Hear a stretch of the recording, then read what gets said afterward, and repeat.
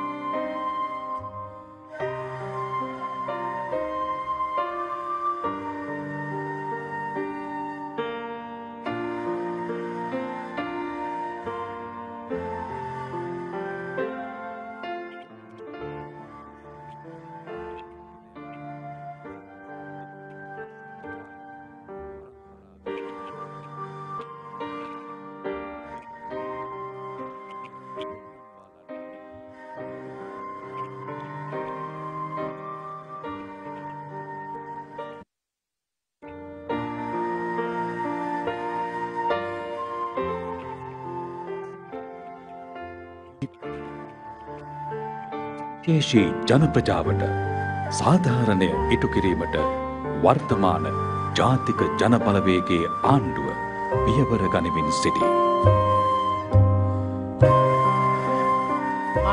1919 கட்டுன லயம்னு எங்க தாத்தா பாட்டி இந்தியாவுல இருந்து வந்து சொன்னாங்க. நான் பிறந்தது 44ல நான் பிறந்த நாளுங்க. அதுல இருந்து இதுவரைக்கும் நாங்க இதே தோட்டத்துல தான் இருந்து பிறந்து வளர்ந்தது இருந்தது எல்லாம் இதே தோட்டம். வேற எந்த தோட்டத்துக்குமே நாங்க போகல. අපේ තාත්තා අම්මා කොම බියුනේ මේ වත්තේ අපිට කියලා වතුර ජලය සම්පාදනය අපිට නැහැ. ඒකෝර ජීවත් වෙන අපිට කිසිම දෙයක් නැහැ. අපි කුලී වැඩ කරලා එදා වලට අම්බ කරලා ඇවිල්ලා කනවා, අද කනවා, ඊට කනවා. ගන්න නිදා ගන්න. අපිට එළි වුණාන් පස්සේ පය පැගිලා යන්න හරියට මිදුලක්. හරියට වතුර පාරක් වතුරන. මූණ ඕදන් හරියට කරලා ලින්දා. අපිටම කියලා මුකුත් නැහැ මේකේ වතු කර. 4 நம்பர் லயம் என்று சொல்லுவார்கள். இந்த தகரத்துல ஒளிவி நாங்க இன்னும் வீட்டுல கூரையெல்லாம் ஒழுகி அந்த கூரையில தட்டிப்பானையில கூட நாங்க லைத்தி வீட்டுக்கு வைத்திருந்தோம். இதுல புத்திஜீவிகள் இதுலயும் உருவாக்கி இருக்கார்கள். இந்த லைத்திலையும் ஒரு புத்திஜீவிகள் இருக்கின்றார்கள். இப்படியாப்பட்ட நாங்க இந்த நிலைமையில தான் அந்த லைத்தில வாழ்ந்து கொண்டிருக்கின்றோம்.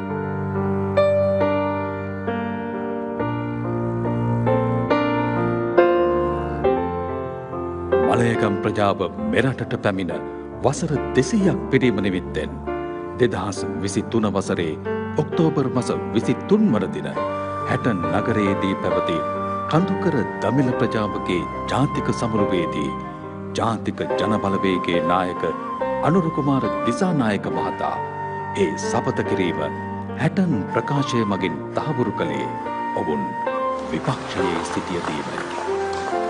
අවුරුදු 200කට පෙර අපේ රටට වතු වගාවට මාර්ග ඉදිකිරීමට ගෙනෙන ලැබූ දමිළ ප්‍රජාවගේ ඉතිහාසය පිළිබඳව කතා කරමු. ඒ ඉතිහාසයේම ඛේදවාචකයක්. ඒ වගේම ඒක අපේ රටේ සිදුවී තිබෙන ඓතිහාසික වැරද්දක්. ජාතික ජන බලවේගයේ ලෙස අපි ඒ ඓතිහාසික වැරද්ද පිටු දකිනවා. ඒ විතරක් නෙවෙයි. ඔබට සපත කරනවා. එම ඓතිහාසික වැරද්ද අපි නිවැරදි කරන බවට. කඳුකර මලයකම් ප්‍රජාව මුහුණ දෙන ප්‍රධානතම ගැටලුව වන්නේ නිවාස ප්‍රශ්නයයි. සමස්ත මලයකම් ජනතාවගෙන් 67.8% තවමත් ජීවත් වන්නේ ලයින් කාමර තුළ අනාරක්ෂිතව. මූලික සනීපාරක්ෂක පහසුකම් වලින් තොරව ජලය හා විදුලියද අහිමි අති දුෂ්කරතා මැදය.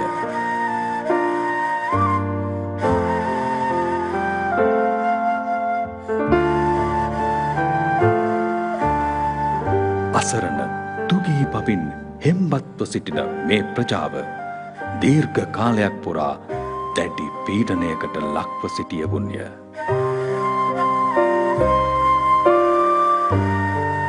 නිවසක උරුමය මෙන්ම භූමියක හිමිකම නොමැති මෙම ප්‍රජාවට එම උරුමය ලබා දීමට වර්තමාන රජය පියවර ගැනීම සත්‍ය වශයෙන්ම සමාජ පරිවර්තනයකට තබන්නා වූ මුල් පියවරක්.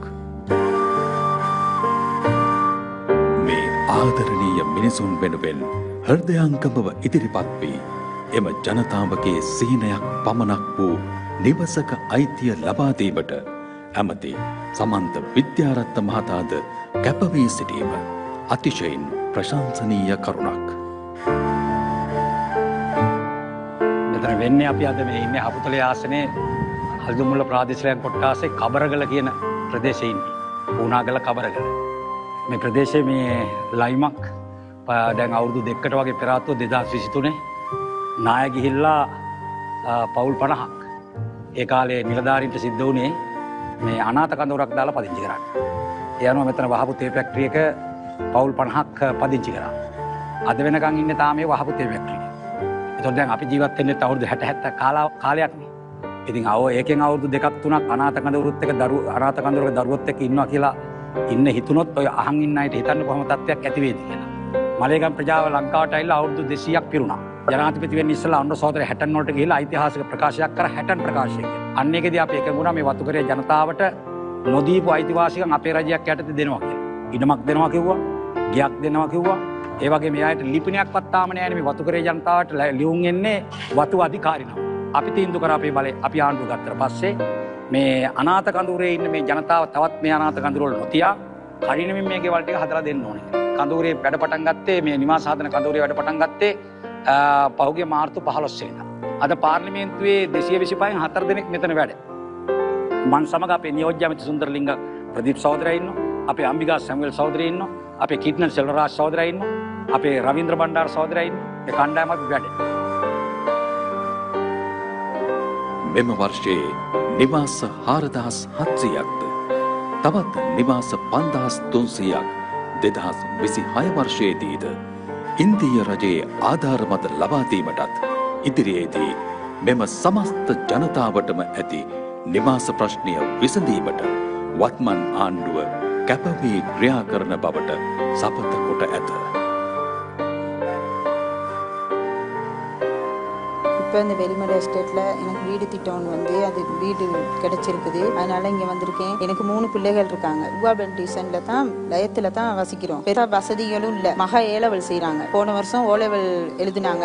சரியான கஷ்டப்பட்டாங்க. ஏன்னு சொன்னால் லயத்தில் தானே இருக்கிறோம். படிக்க இயலாது. காலையில் எழும்பி படிக்க போனால் சத்தம். பக்கத்து வீட்டில் ஒரு நேரம் ரேடியோ போடுவாங்க, ஒவ்வொரு நேரம் பாட்டு போட்டுக்கிட்டு ஒரே சத்தமாக இருக்கும். இல்லாட்டி டிவி வேலை செய்யும். எதுவும் சொல்ல போக்குள்ள அவங்க சொல்லுவாங்க எங்கள் வீட்டில் தானே நான் போடுறேன், உங்களுக்கு என்ன அப்படின்னு கேட்குறாங்க. அதனால எதுவும் சொல்ல இயலாது. ஆனா ரொம்ப கஷ்டத்துல தான் படிச்சாங்க. மக படிச்சு ஏலவலுக்கு பாஸ் ஆகிட்டாங்க. ஆனா எங்களுக்கு இந்த மாதிரி ஒரு வீடு கிடைச்சது எங்களுக்கு சரியான சந்தோஷம். ஏன்னா மகளே சந்தோஷப்படுறாங்க. ஓலெவல்ல கூட நான் இவ்வளவு கஷ்டப்பட்டு படிச்சு ஏலவலுக்கு வந்திருக்கேன். இந்த மாதிரி ஒரு தனி வீட்டுல இருந்து இப்படி படிச்சு நான் நல்ல நிலைமைக்கு வந்தேன்னு சொன்னா கேம்பஸ் போயிட்டு ஒரு டீச்சிங்கோ ஏதோ ஒரு அரசாங்க தொழில் செய்யணுங்கிற ஒரு ஆவலா இருக்காங்க. என்னைய விட எங்க பிள்ளைங்க வந்து சரியான சந்தோஷமா இருக்காங்க. எனக்கு அது சரியான பெருமையா இருக்கு. සතුටු කියන්න සෑහෙන සතුටුයි. මේ ආණ්ඩුව ඇවිල්ලා තමයි මේ වගේ දෙයක් පළමු වතාවට හම්බෙන්නේ අපිට. වත්තේ අපි මම සේවය කරන අවුරුදු 40ක් විතර. ඒ වුණාට අපිට පුද්ගලික ඉඩමක් නැ වත්තේ සේවය කරාට වත්තේ ලයින් කාමරේ තමයි මෙච්චර කල් ජීවත් වෙන්නේ. මේක පේජස් 10ක් විතර දීලා අපිට අංග සම්පූර්ණ කරලා තියෙන්නේ. වතුරක් දීලා තියෙනවා, කරන්ට් එකක් දීලා තියෙනවා,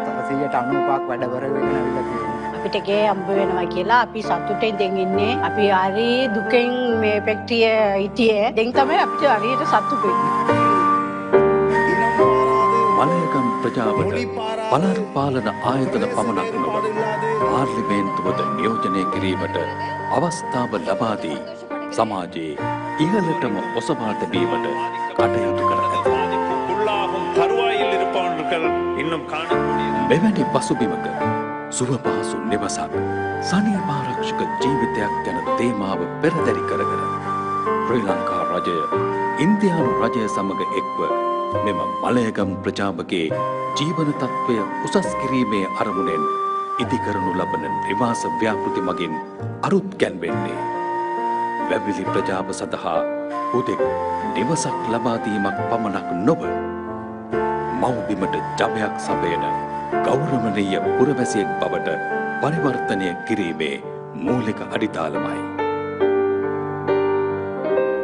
එමගින් මලයගම් ඇතුළු සමස්ත වැවිලි ප්‍රජාවට පොහොසත් රටක ලස්සන ජීවිතයක් උරුම වනු ඇත.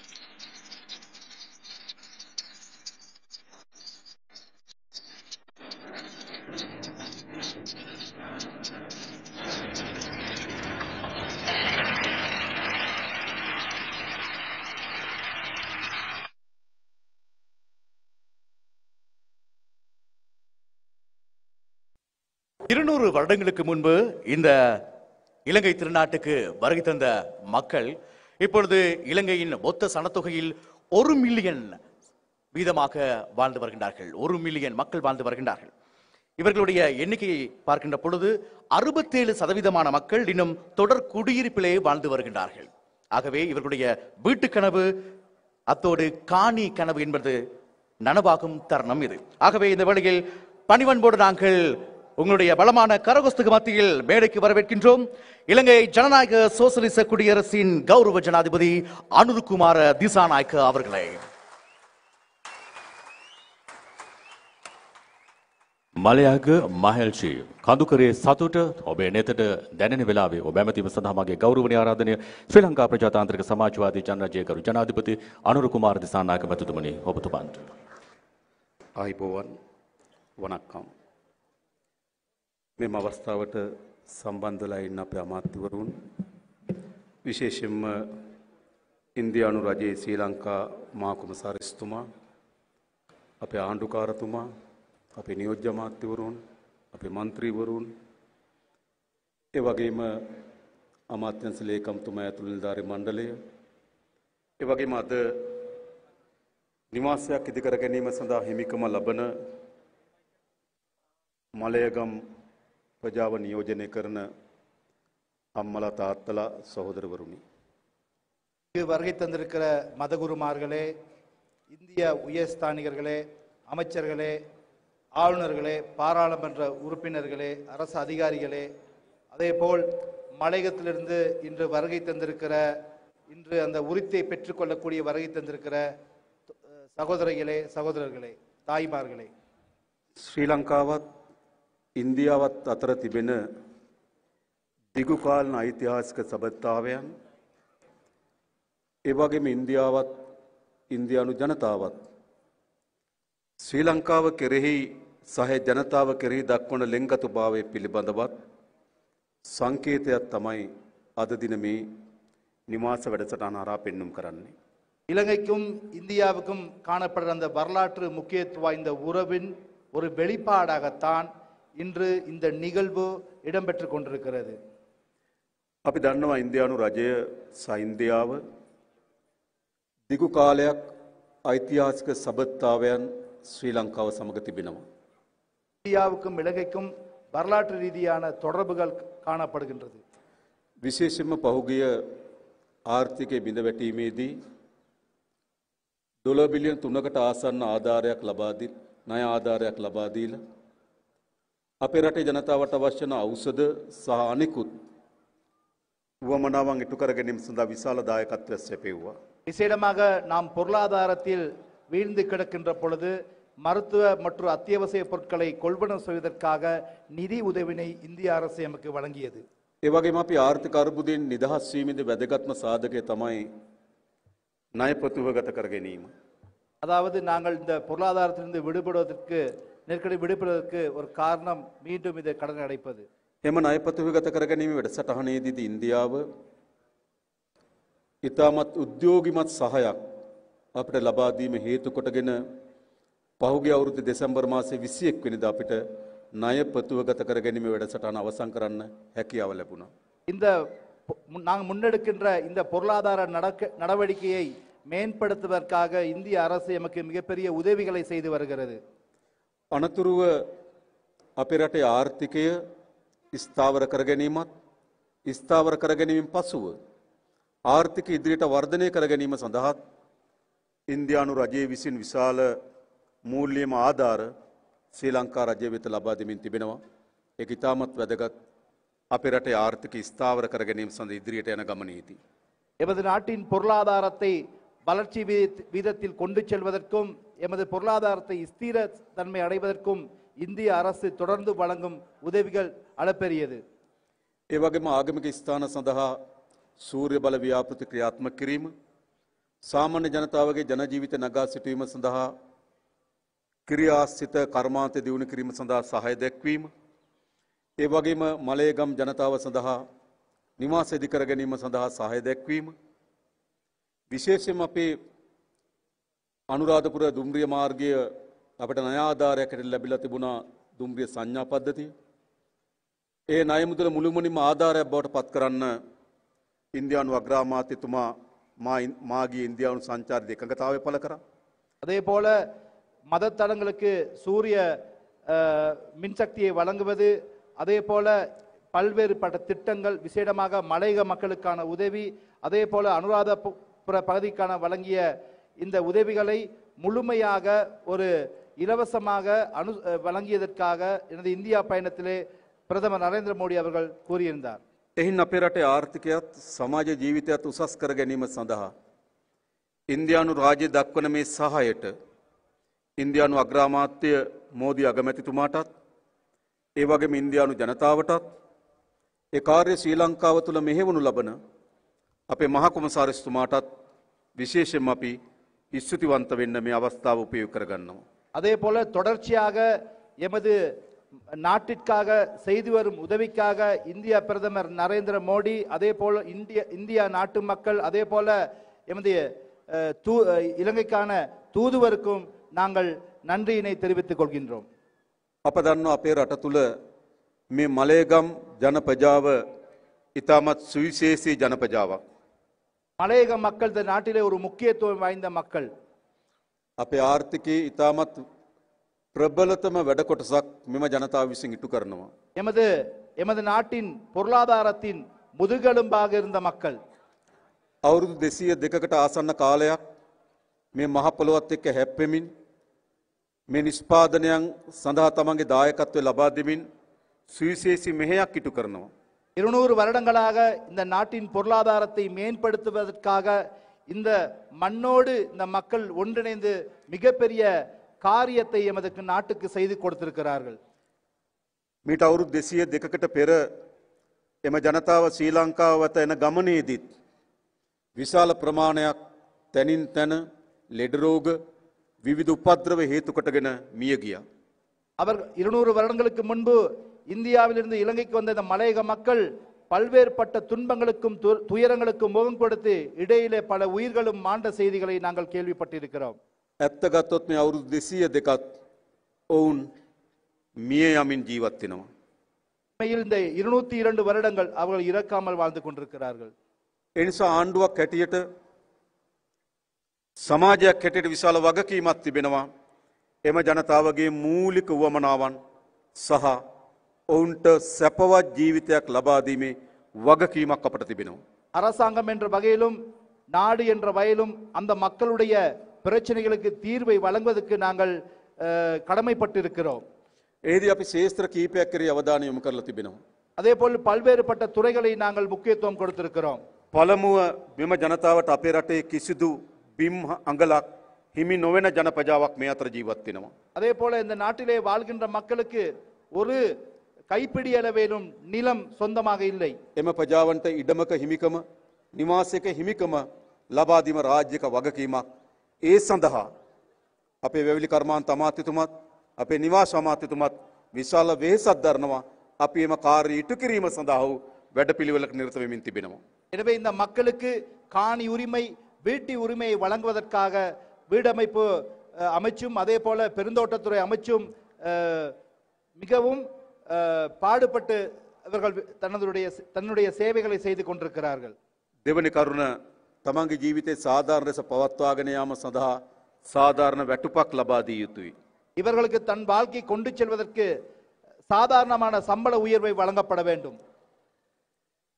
දිගු කාලයක් සිට දවසකට රුපියල් 1750ක වැටුපක ඉල්ලීමක මෙම වත්තේ වැඩ කරන ප්‍රජාව ඉල්ලමින් තිබෙනවා. அது நீண்ட காலமாக 1750 ரூபாய் சம்பள உயர்வை இந்த மலையக மக்கள் கேட்டுக்கொண்டிருக்கிறார்கள். අප කුමන ආකාරයකින් හෝ මේ වසර ඇතුළත එම හිමිකම ලබා දීමට කටයුතු කරනවා. இந்த வருடத்திற்குள் 1700 ரூபாய் சம்பள உயர்வை பெற்றுக் கொடுக்க நாங்கள் நிச்சயம் நடவடிக்கை எடுப்போம். ඒ වගේම අප දන්නවා විශේෂයෙන්ම ගත්තොත් අපේ රටේ කුසභාවයේ වැඩිම මලේගම් ජනපජාව ඇතුළේ මන්ද පෝෂණය වැඩිම මලේගම් ජනපජාව ඇතුළේ සෞඛ්‍ය අනාරක්ෂිතභාවය වැඩිම මලේගම් ජනපජාව ඇතුළේ ඒ නිසා මේ සෞඛ්‍ය ප්‍රශ්නයේ මුහුණ දී තිබෙන ගැටලුව අපි විශේෂ අවධානයක් යොමු කරලා තිබෙනවා. ඒ නිසා වතු ආශ්‍රිත රෝහල් රජයට පවරා ගැනීම, රජයේ ඒ සඳහා අවශ්‍ය වන වෛද්‍යවරු සහ කාර්ය මණ්ඩල යොමු කිරීම, අවශ්‍ය වන ඖෂධ යොමු කිරීම කෙරෙහි අපි අවධානය යොමු කොට තිබෙනවා. ඒ නිසා කවර සමාගමකට හෝ කොම්පැනියකට නෙවෙයි ඔබගේ සෞඛ්‍ය අයිතිය තිබෙන්නේ. ඔබගේ සෞඛ්‍ය සුරක්ෂිත කිරීමේ වගකීම රජයේ වගකීමක්. ඒ වගකීම ඉටු කිරීම සඳහා අපි වැඩ කරනවා. ඒ සඳහා ඔබට අපි සහතිකයක් දෙනවා.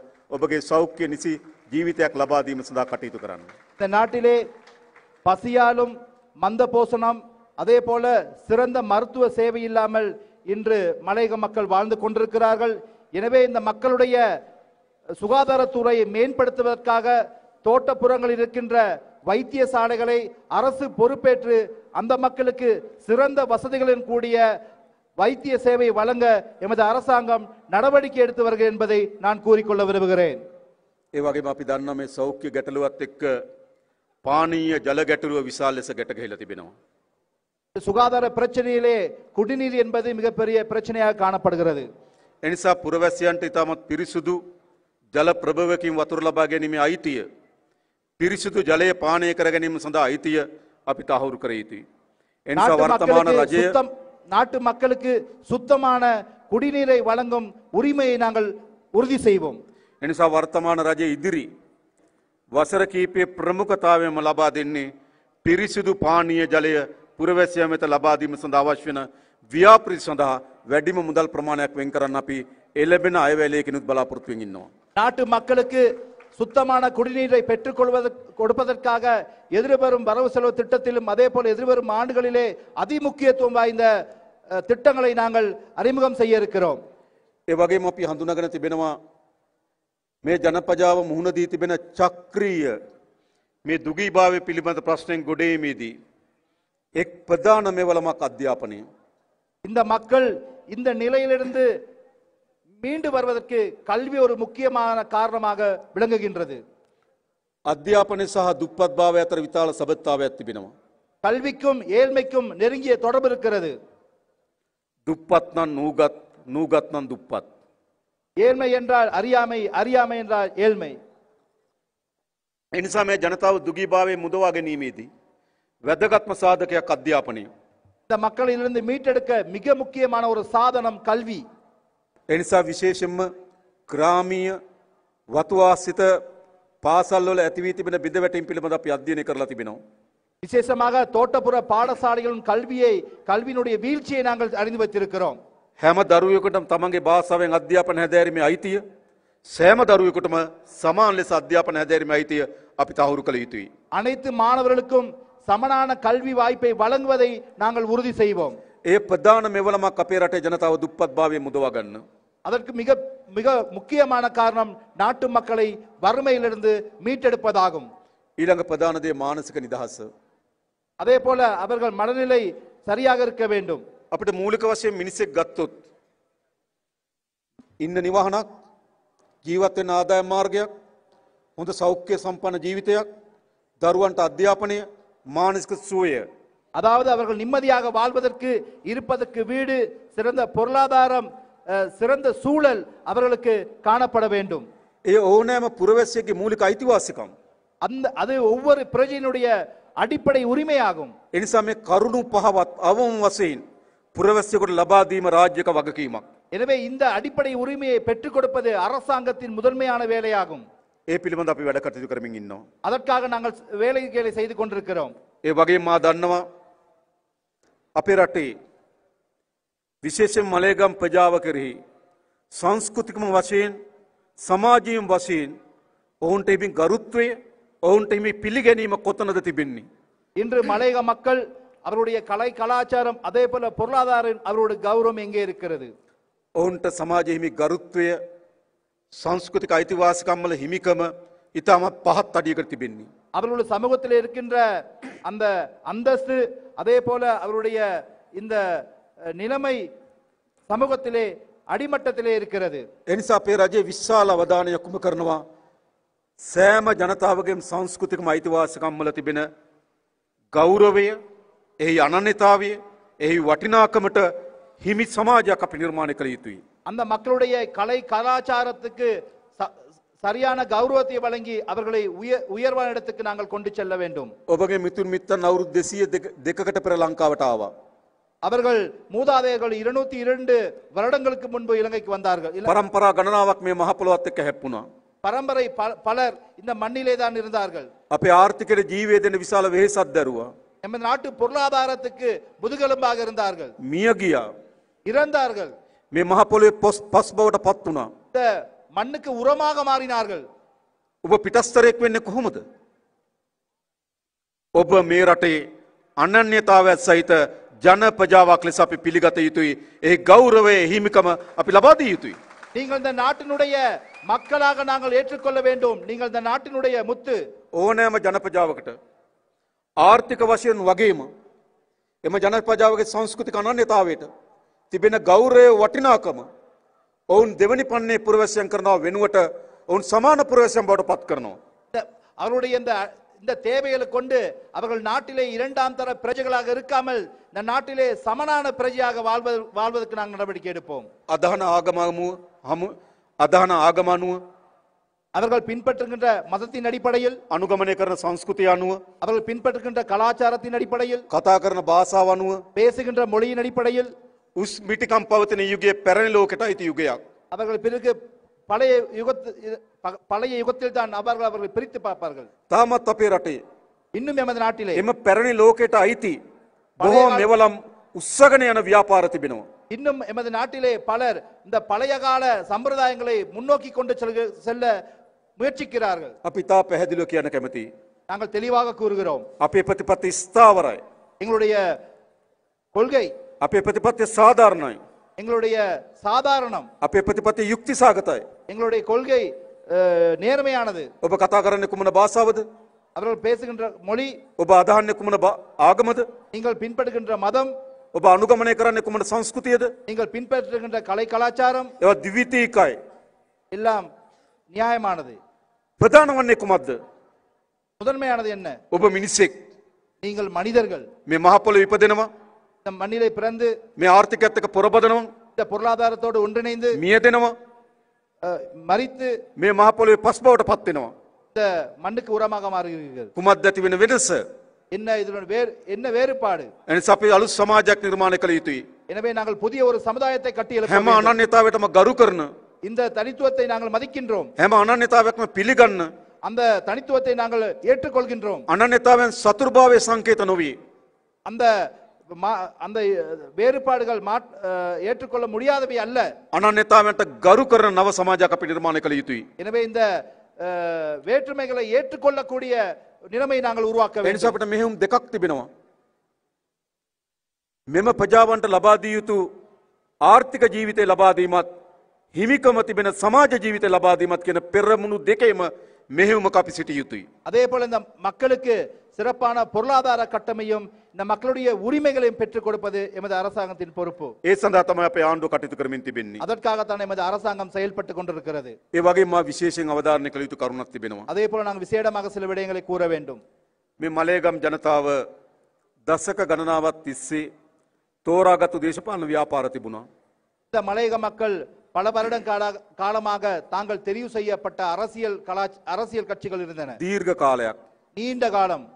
තමන්ගේ සීයාගේ පරම්පරාව, තමන්ගේ තාත්තගේ පරම්පරාව, තමන්ගේ දරුවන්ගේ පරම්පරා ගණනාවක් ඉතිහාසයේ පුරාවටම යම් දේශපාලන කඳුරු කීපයක් මත එක යටත් වෙලා හිටියා. ඒක සබත්තා පවත්වමින් තිබුණා. நாங்கள் பல பரம்பரையினராக காலம் தொட்டு சில அரசியல் கட்சிக்கு நாங்கள் அடிபணிந்து காணப்பட்டிருந்தோம். හැබැයි පළමු වතාවට පසුගිය මහමැතිවරණයේදී முதல் முறையாக கடந்த தேர்தலிலே එම ජනතාවේම පැරණි දේශපාලන කඳවුරු ප්‍රතික්ෂේප කරලා அந்த பழைய முகாம்களை மக்கள் புறந்தள்ளினார்கள். නව ගමනක් කෙරේ විශ්වාසය තබලා නව බලාපොරොත්තු සහිතව නව අපේක්ෂාවන් සහිතව අපේ රජය පත් කරගන්න විශාල වෙහෙසක් දැරුවා.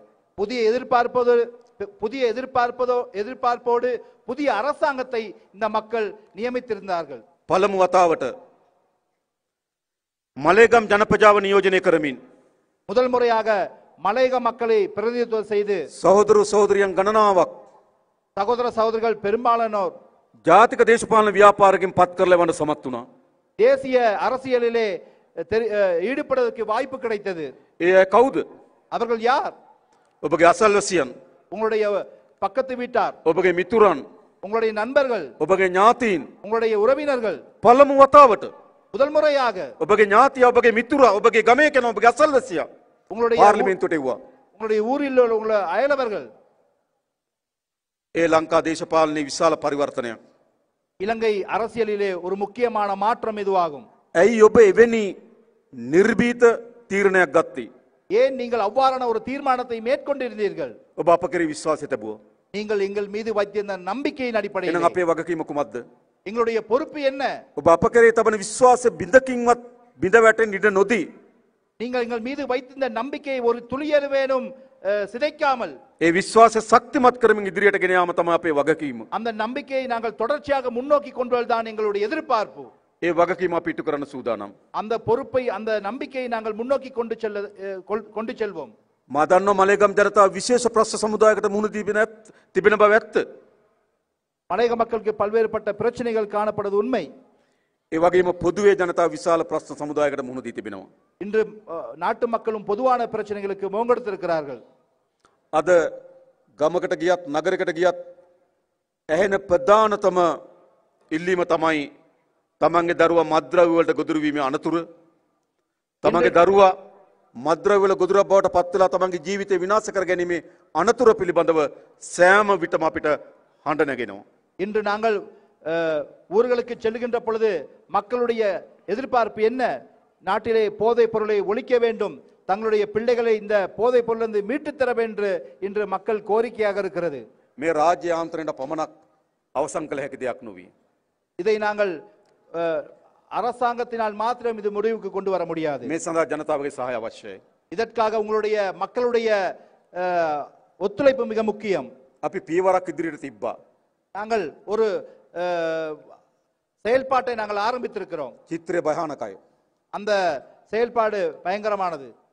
මේ කළු ව්‍යාපාරය සෑම තැනක අතුරු පතුරු විහිදුවා පැතිරී තිබෙනවා. இந்த மோசமான செயல்கள் எல்லா இடமும் பரவி இருக்கிறது.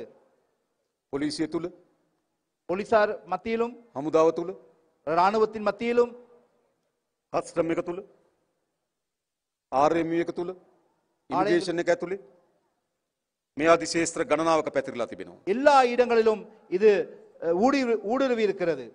මේ මද්ද්‍රව්‍ය සහ දේශපාලක අතර විශාල ඥාතිත්වයක් තිබෙනවා. அரசியல்வாதிகளுக்கும் இந்த போதைப் பொருள் கடத்தல்காரருக்கும் நெருங்கிய தொடர்பு இருக்கிறது. විශාල මුදල් සංසරණ වෙනවා. அதிகமான பணம் கைமாறப்படுகிறது. නිල හමුදා කඳවුරුවල තිබෙන අවි ආයුධ පාතාලයට එනවා. ராணுவ முகாமில் இருக்கின்ற ஆயுதங்கள் இன்று இந்த பாதாள கோஷ்டியிடம் இருக்கிறது. අපිට තෝරාගත හැකි මාවත් දෙකක් තිබෙනවා. நாங்கள் தெரிவு செய்யும் 2 பாதைகள் இருக்கின்றன. මේ නොදැක්කා වගේ ඉදිරියට යන එක. இதை கண்டு கொள்ளாமல் முன்னோக்கி செல்வது. එහෙම නැත්නම් මේට එරෙහිව සටන් කරන එක. அல்லது இதற்கு எதிராக நாங்கள் போராடுவது. මොකද අපි කළ යුතු වන්නේ? என்ன நாங்கள் தெரிவது? මොකද කරන්න ඕන? என்ன? අත්තරින්නද? கைவிடுவோமா? මතක තබා ගන්න මේ තබන ලද පියවර කිසිසේත්ම ආපසු හරවන්නේ නැති බව. நாங்கள் முன்னெடுக்கின்ற அந்த நடவடிக்கை ஒருபோதும் நாங்கள் பின்வாங்க மாட்டோம். මේක රටේ ව්‍යසනයක් අවසන් කළ යුතුයි. இதற்கு முடிவு கட்ட வேண்டும். ඊළඟ අපේ රටේ මේ දුප්පත් භාවයේ ප්‍රධානම සාධකය අල්ල සහ දූෂණය. எமது நாட்டினுடைய ஏழ்மைக்கு முதலாவது காரணம் லஞ்சம் வாங்குவதும் அதே போல ஊழலும். ඒ පැතිරී තිබෙන ඉහළම දේශපාලන අධිකාරී සිට පහළ රාජ්‍ය නිලධාරියා දක්වා මේ අල්ලස දූෂණය පැතිරී තිබුණා. இந்த நாட்டிலே ஊழலையும் லஞ்சத்தையும் மேல் மட்டத்திலிருந்து நாங்கள் இல்லாமல் செய்கின்றோம். ඒ අවසන් කළ යුතුයි. இதை முடிவுக்கு கொண்டு வர வேண்டும். ඒකට අපි ඉතාමත් දිගු පියවරන් රැසක් අරගෙන තිබෙනවා.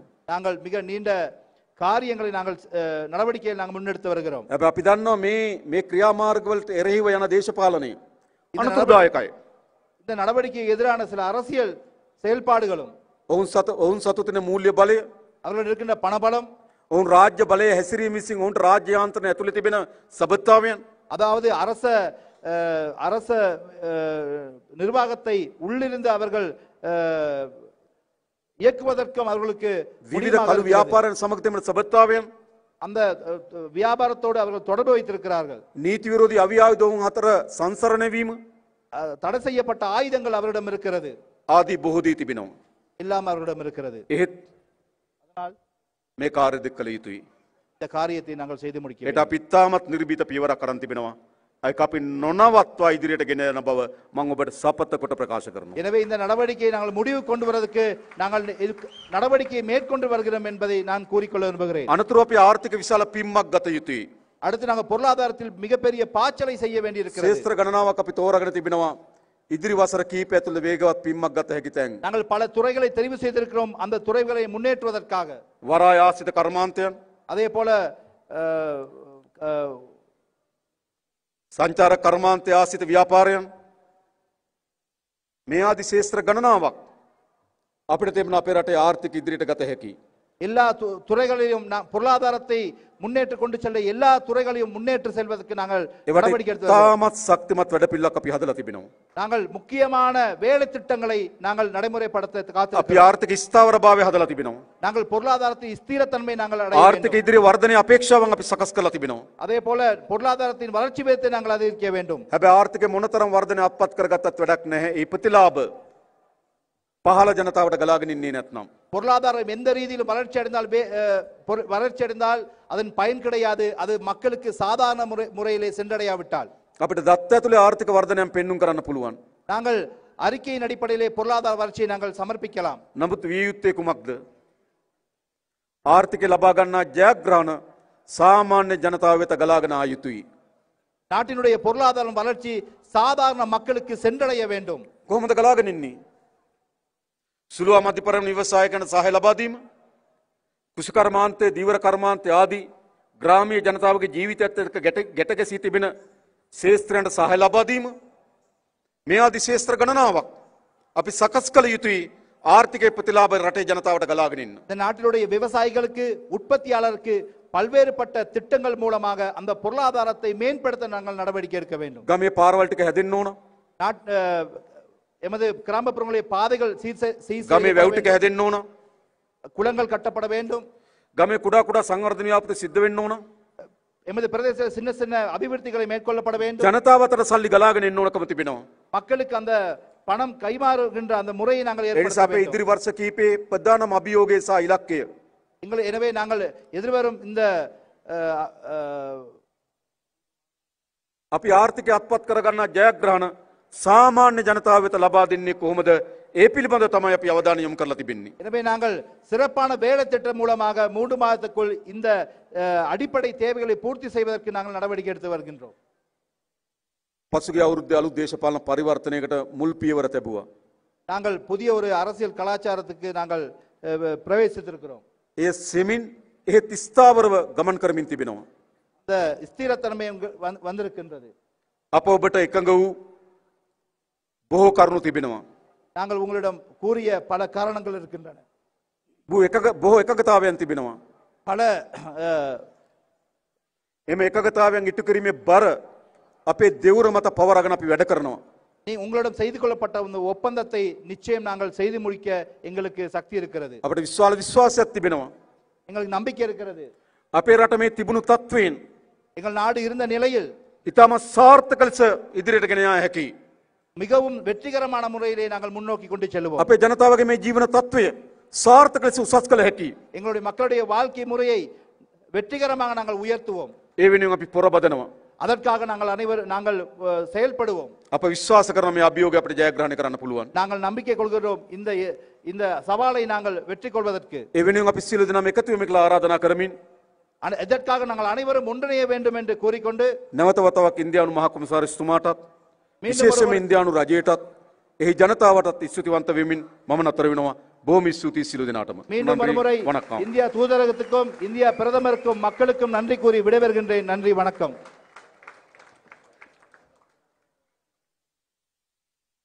ගරු ජනාධිපතිතුමනි, අපි සූදානම් ඔබතුමා අතින් දැන් නිවාස හිමිකම් සහතික ප්‍රදානය කරන්න. බොහොම ගෞරවයෙන් වේදිකාවට ආරාධනා කරන අය සඳහා ගරු ජනාධිපතිතුමා සමග මේ අවස්ථාවට සහභාගී වන ලෙස ඉන්දියානු මහ කොමසාරිස් ගරු සන්තෝෂ් ජා මහත්මයාණන් ඔබතුමන්ට, වැවිලි හා ප්‍රජා යර්තල පහසුකම් අමාත්‍ය සමන්ත විද්‍යාරත්න මහත්මයාට, දීවර ජලජ සහ සාගර සම්පත් අමාත්‍ය රාමලිංගම් චන්ද්‍රසේකර මහත්මයාට, ඌවපළාත් ආණ්ඩුකාරවර කපිල ජයසේකර මහත්මයාට, සබරගමු පළාත් ආණ්ඩුකාරවර චම්පා ජානකී රාජරත්න මහත්මියට, වැවිලි සහ ප්‍රජා යර්තල පහසුකම් නියෝජ්‍ය අමාත්‍ය සුන්දරලිංගම් ප්‍රදීප් මහත්මයාට, අමාත්‍යංශ ලේකම් ප්‍රභාත් චන්ද්‍රකීර්ති මහත්මයාට ආරාධනා කරනවා වේදිකාවට පැමිණෙන ලෙස. අප සූදානම් ගරු ජනාධිපතිතුමා ඇතුළු සම්භාවනීය පිරිසේ සහභාගීත්වයෙන් යුතුව මුලින්ම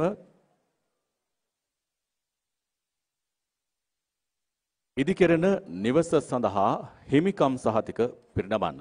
අද දවසේ 2000ක පිරිසකට මේ සහතික ලබා දීමට නියමිතයි. ඒ සංකේතවත් කරමින් දැන් 20 දෙනෙකු සඳහා අප මේ සහතික ප්‍රදානය කරන්නට බලාපොරොත්තු වෙනවා. அடுத்ததாக இந்திய நிதியுதவியில் 48 லட்சமும் மன்னிக்க வேண்டும். அடுத்ததாக இந்திய நிதியுதவியில் 28 லட்சம் ரூபாய் பணத்தொகையும் இலங்கை அரசாங்கத்தினூடாக 4 லட்சம் ரூபாய் நிதி ஒதுக்கீட்டின் கீழ் அமைக்கப்படவிருக்கின்ற வீடுகளுக்கான வீட்டு உரிமை ஆவணங்கள் ஜனாதிபதி அவர்களினால் வழங்கி வைக்கப்பட உள்ளன. இவற்றை பெற்று செல்லுமாறு நாங்கள் இப்பொழுது மேடைக்கு பணிவன்போடு அழைக்கின்றோம். கஹகல்ல தோட்டத்தை சேர்ந்த பாடசாமி பாப்பாத்தி அம்மையாரை.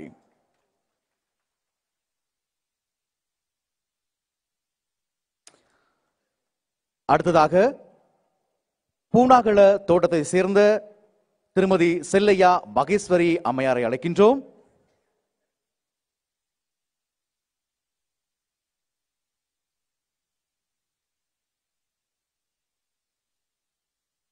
அவரைத் தொடர்ந்து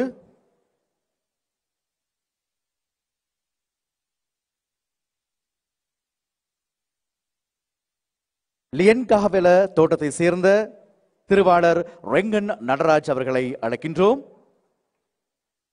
வீட்டு உறுதிக்கான ஆவணங்கள் இலங்கை ஜனநாயக சோசலிச குடியரசின் கௌரவ ஜனாதிபதி அனுருகுமார திசாநாயக்க அவர்களினால் இந்த மலையக மக்களுக்கு கையளிக்கப்படும் தருணம் இது.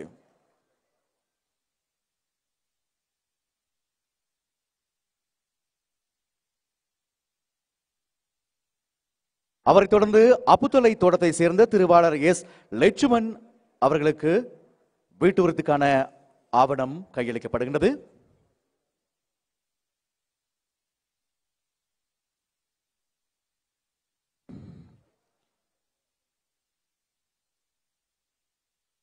அடுத்ததாக நாயபெத்த தோட்டத்தை சேர்ந்த திருவாளர் ஆர் ராஜகோபாலன் அவர்களுக்கு வீட்டு உறுதிக்கான ஆவணம் கௌரவ ஜனாதிபதி அவர்களினால் கையளிக்கப்படுகின்றது.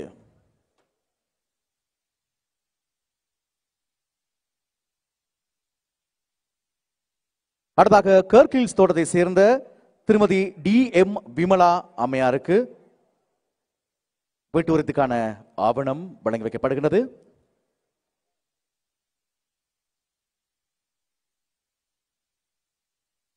அவரைத் தொடர்ந்து குலுகாகந்த தோட்டத்தை சேர்ந்த திருமதி ஏஜி ஹேமலதா அம்மையாருக்கு வீட்டு உறுதிக்கான ஆவணம் கையளிக்கப்படவிருக்கின்றது.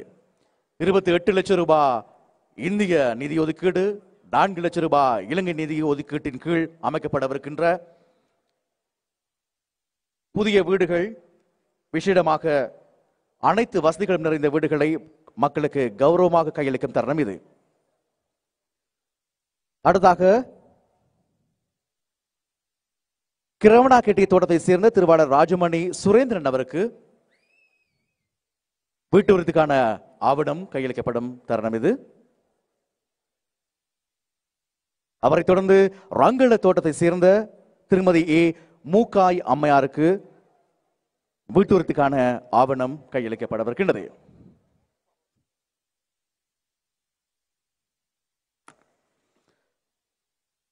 இந்த பயனாளிகள் இந்த நாட்டினுடைய பொருளாதாரத்துக்காக முதுகெலும்பாக இருந்தவர்கள், ஓடாய் தேய்ந்தவர்கள். பலமான கரகோசத்தை இவர்களுக்கு வழங்கி இவர்களை கௌரவப்படுத்துமாறு அன்புடன் கேட்டுக்கொள்கின்றோம். அலகொள்ள தோட்டத்தை சேர்ந்த திருமதி கே கிட்னம்மா அவர்கள், அவரைத் தொடர்ந்து அலகொள்ள தோட்டத்தை சேர்ந்த திருவாளர் சின்னத்தம்பி ராஜேந்திரன் அவர்களும் கௌரவ ஜனாதிபதி அவர்களிடம் வீட்டு உறுதிக்கான ஆவணத்தை பெறுகின்றார்.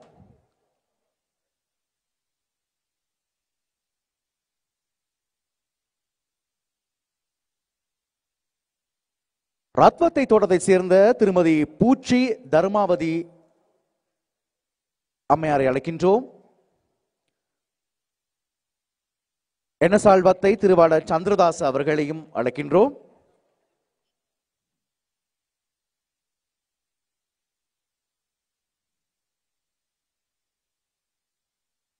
அவரைத் தொடர்ந்து ரோபரி தோட்டத்தை சேர்ந்த திருவாளர் சந்திரசேகரன் புண்ணியராஜ், அவர் தொடர்ந்து புரோட்டோப் தோட்டத்தை சேர்ந்த எம் கணேசன்,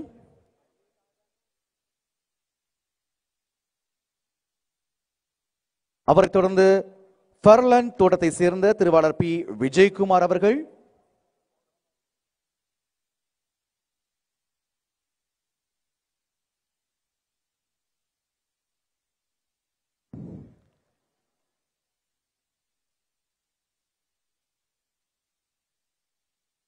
அவரைத் தொடர்ந்து கொலப்பத்தன தோட்டத்தை சேர்ந்த திருமதி ராமையா மீனம்பாள் அவர்கள்,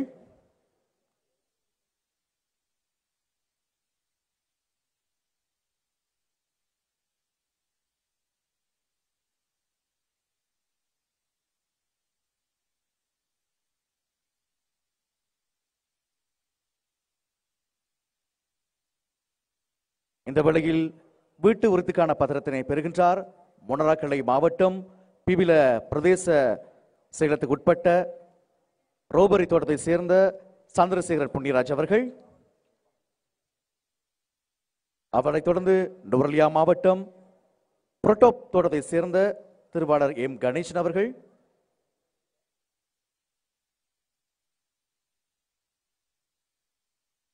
நுவரெலியா மாவட்டம் பொர்லாண்ட் தோட்டத்தை சேர்ந்த பி விஜயகுமார் அவர்கள் இந்த வேளையில் கௌரவ ஜனாதிபதி அவர்களிடம் வீட்டு உறுதிக்கான ஆவணத்தினை பெறுகின்றார். அவரைத் தொடர்ந்து நுவரெலியா மாவட்டம் கொல்லப்பத்தன தோட்டத்தை சேர்ந்த திருமதி ராமையா மீனம்பாள் அம்மையார் அவர்களை அழைக்கின்றோம். வீட்டு உறுதிக்கான ஆவணத்தை பெற்றுக்கொள்ளுமாறு.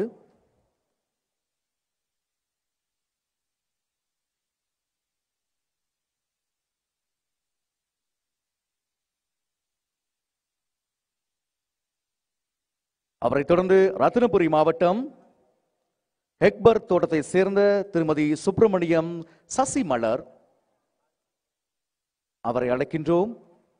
வீட்டு உறுதிக்கான ஆவணத்தினை கௌரவ ஜனாதிபதி அவர்களிடம் பெறுமாறு.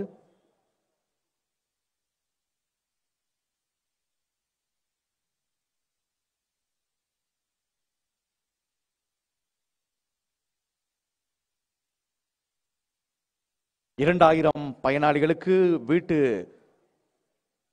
உரிமை பத்திரம் வழங்கும் விழா இன்று பண்டாரவளை நகரசபை மைதானத்தில் இடம்பெறுகின்றது.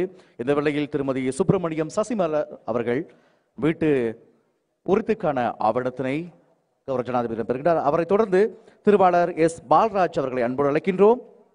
ரத்தினபுரி மாவட்டம் ரில்லஹேன தோட்டத்தை சேர்ந்த திருவாளர் எஸ் பால்ராஜ் அவர்கள் இந்த வேளையில் வீட்டு உறுதிக்கான ஆவணத்தினை பெறுகின்றார்.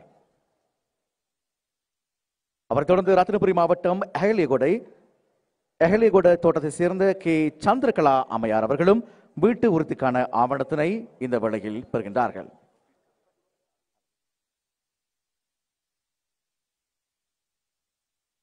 ඉදිකරන නිවාස සඳහා හිමිකම් සහතික ප්‍රදානයයි කරු ජනාධිපතිතුමාගෙන් සිදු කරනු ලැබුවේ. දැන් ඉදිකල නිවාස සඳහා ඔප්පු ප්‍රදානය සිදු කරනවා ඇති. அடுத்ததாக காணி உரிமை பத்திரம் வழங்கி வைக்கப்படவிருக்கின்றது. திருமதி சுந்தரம் கோகிலவேணி அவர்களை அழைக்கின்றோம். இன்று தினம் 10 பேருக்கு காணி உரிமை பத்திரங்கள் வழங்கி வைக்கப்படுகின்றன. கட்டி முடிக்கப்பட்ட வீடுகள் விசேடமாக நாயபெத்த மெய்யன் நாயபெத்த பதுளை ஆகிய பிரதேசங்களிலே.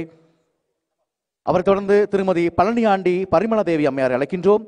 உங்களுக்கு தெரியும், பதுளை மாவட்டம் நாயபெத்த பிரதேச செயலக வளையத்துக்குட்பட்ட நாயபெத்த தோட்டத்தில் அனர்த்த அபாயம் இருக்கின்ற மக்களுக்காக இந்த புதிய வீடுகள் கட்டி முடிக்கப்பட்டுள்ளன. அந்த வகையில் இந்த தினம் சம்பிரதாயபூர்வமாக 10 பேருக்கு இந்த காணி உரிமை பத்திரங்கள் கையளிக்கப்படுகின்றன. அடுத்து நாம் அழைக்கின்றோம் திரு அண்ணாவி கிருஷ்ணசாமி அவர்களை.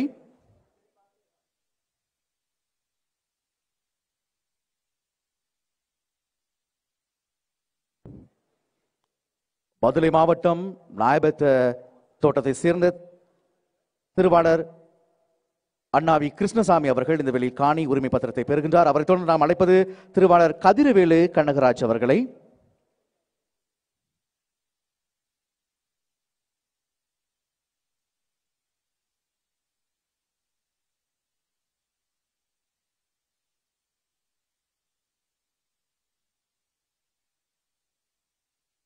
இந்திய அரசின் நிதி உதவியோடும் இலங்கை அரசு இணைந்து மக்களுக்காக வீடு திட்டங்கள் முன்னெடுக்கப்படுகின்றன. அடுத்து அழைப்பது திருவாளர் சின்னையா பெரியசாமி அவர்களை.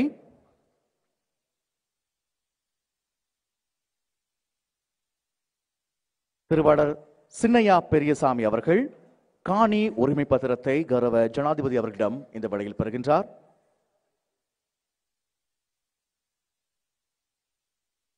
அவரை தொடர்ந்து திருமதி மகாலிங்கம் காளியம்மா அவர்களை அழைக்கின்றோம்.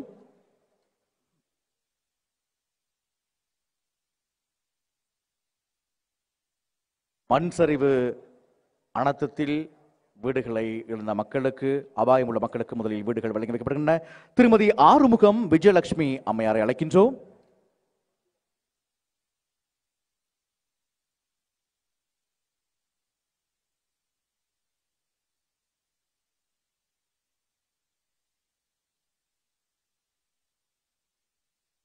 அடுத்ததாக திருமதி பெருமாள் பத்மினி அவர்களை அழைக்கின்றோம்.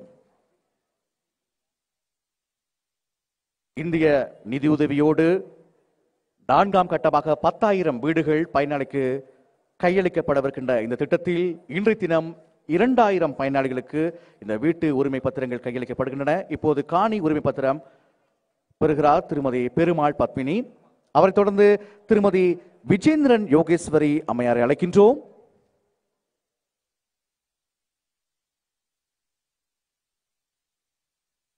அவரைத் தொடர்ந்து திரு ஐயன்குட்டி ஜெயக்குமார் அவர்கள் காணி உரிமை பத்திரத்தை கௌரவ ஜனாதிபதி அவர்களிடம் பெறுகின்றார்கள். இவர்கள் பதுளை மாவட்டம் நாயபத்த தோட்டத்தை சேர்ந்த மக்கள்.